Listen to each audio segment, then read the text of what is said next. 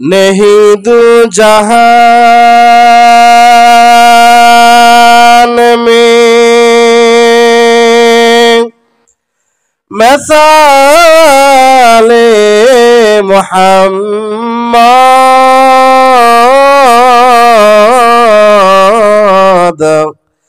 जमाले खुदाया कमाले मोहम्मद बलगल उला बि सबाई कमालिही कशफत दुजा बिजमालिही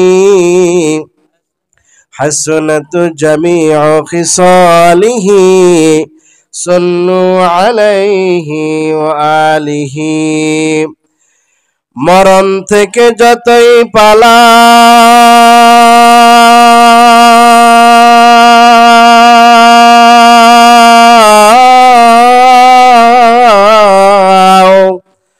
মরণ তোমায় লইবে গিরি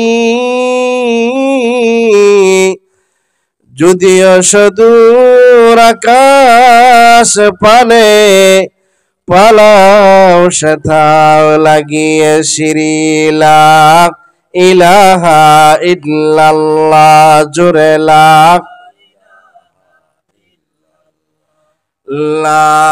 ইলাহা ইল্লাল্লাহ লা ইলাহা ইল্লাল্লাহ লা ইলাহা ইল্লাল্লাহ মুহাম্মাদুর রাসূলুল্লাহ সাল্লাল্লাহু আলাইহি সাল্লাতু ওয়াসসালাম। মাখজানুল উলুম হাফিজে এতিমখানা মাদ্রাসার উন্নতি কল্পে এবং সকল কবরবাসীর রুহের মাগফিরাত কামনায় 2 দিন ব্যাপী ওয়াজ মাহফিলের আজ প্রথম রজনী আল্লাহ রাব্বুল আলামিন দুনিয়ার সমস্ত ঝামেলা থেকে ফারেক করে আল্লাহ তাআলা আমাদেরকে জান্নাতের বাগান, জান্নাতের টুকরা, উলামায়ে কেরামদের মজলিস, আশিকিন জাকিরিনদের মজলিসে 10 মায়ের 10 সন্তানকে জোরে মিলে এক জায়গায় বসে কিছু দিনই কথাবার্তা বলার এবং শোনার তৌফিক দিয়েছেন। এই জন্য মহান রব্বে কারীমের দরবার অন্তর থেকে শুকরিয়া আদায় করি আলহামদুলিল্লাহ। শুকরে নেয়ামত नेअमत ताफुज़ु कुनाद कुफ्र नेअमत अज़का फतबीरु कुनत क़ियामत गरबा गुयाम ज़िकनाब सद क़ियामत बग़ज़रु दीना तमाम। আল্লাহ রাব্বুল আলামিন পবিত্র কোরআন কারীমের মধ্যে ঘোষণা দিয়ে দেয় লাইন শাকারতুম লাযীদান্নাকুম ওয়া লাইন কাফারতুম ইন্না আযাবি লাশাদীদ।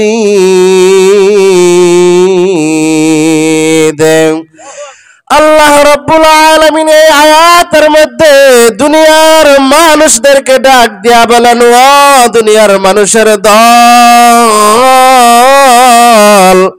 তোমরা যারা আমি আল্লাহ রাব্বুল আলামিনের নিয়ামত পাইয়া নিয়ামতের শুকরিয়া আদায় করবা, আমি আল্লাহ তোমাদেরকে নিয়ামত বাড়িয়ে দিব। আর যারা আমি আল্লাহ রাব্বুল আলামিনের নিয়ামত পাইয়া নিয়ামতের শুকরিয়া আদায় না করবা, আমি আল্লাহ তাদের কাছ থেকে নিয়ামত কেড়ে নিব। এখান তো নয়, আমি আল্লাহ রাব্বুল আলামিন তোমাদেরকে কঠিন আযাবের মাধ্যমে গ্রেফতার করব। জোরে বলেন নাউযুবিল্লাহ। ভাইরা আমার, আমি আপনাদের সামনে পবিত্র কোরআনে কারীম থেকে এমন একখানা আয়াত তেলাওয়াত করেছি। আল্লাহ রাব্বুল আলামিন এই আয়াতের মধ্যে বলেন, ওয়াকাদা রাব্বুকা আল্লা তা'বুদু, এক নাম্বার, আমি আল্লাহ রব্বুল আলামিনের গোলামি করবা, আমি আল্লাহ রব্বুল আলামিনের ইবাদত করবা, আমি আল্লাহ রব্বুল আলামিনের সন্তুষ্টি অর্জন করবা। 2 নাম্বার ওয়াবিল ওয়ালিদাইনি ইহসানা, আব্বা আম্মার সাথে সৎ আচরণ করবা। জোরে বলেন কথাকার। ভাইরা আমার, আল্লাহর নবী মুসা আলাইহিস সালাতু ওয়াস সালাম মালিকের দরবারে ডাক দিয়া বলেন, হে দয়ার মালিক, আপনি আমাকে একটা ওসিয়ত করেন, আপনি আমাকে একটা উপদেশ দেন। আল্লাহ রাব্বুল আলামিন বলেন, ও মুসা, তুমি তোমার মায়ের সন্তুষ্টি অর্জন করো। দ্বিতীয়বার মুসা পয়গম্বর আল্লাহ তাআলাকে ডাক দিয়া বলেন, হে দয়ার মালিক আল্লাহ, আপনি আমাকে আরো একটু উপদেশ দেন। বলে, তুমি তোমার মায়ের সন্তুষ্টি অর্জন করো। তৃতীয়বার আল্লাহর পয়গম্বর মুসা আলাইহিস সালাতু ওয়াস সালাম আল্লাহ তাআলাকে ডাক দিয়া বলেন, হে দয়ার মালিক আল্লাহ, আপনি আমাকে একটা ওসিয়ত করেন। তৃতীয়বার আল্লাহ রাব্বুল আলামিন ডাক দিয়া বলেন, এ মুসা, তুমি তোমার মায়ের সন্তুষ্টি অর্জন করো। জোরে বলেন আল্লাহু আকবার। হযরত ওমর ইবনুল খাত্তাব রাদিয়াল্লাহু তাআলা আনহু থেকে বর্ণিত, আল্লাহর পয়গম্বর মসজিদে নববীর মধ্যে বসা এক নওজোয়ান সাহাবী আল্লাহর রাসূলের সামনে এসে বলে, ওগো আল্লাহর নবী, আপনি আমাকে একটা ওসিয়ত করেন। বলে, তুমি তোমার মায়ের সন্তুষ্টি অর্জন করো।